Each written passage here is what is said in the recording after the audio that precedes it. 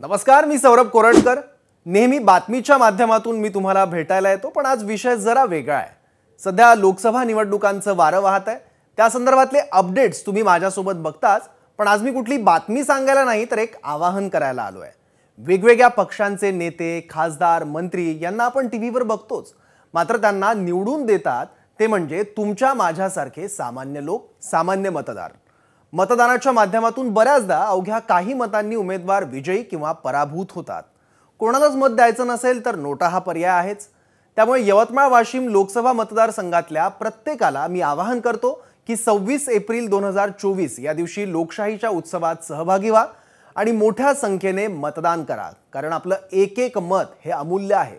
आता काही जण म्हणतील की साहेब, आम्हाला पोटा पाण्यासाठी मजुरीसाठी बाहेर जावं लागतं, पण मग आम्ही कसं करायचं? तर या गोष्टीची सुद्धा काळजी प्रशासनाने घेतलेली आहे।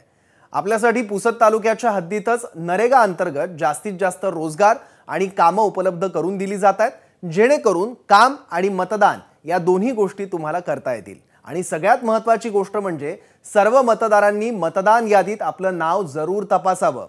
आता तुम्हाला प्रश्न पडला असेल की नाव तपासायचं कसं, तर तेही सांगतो। अगदी घर बसल्या तुम्हाला नाव तपासता येईल।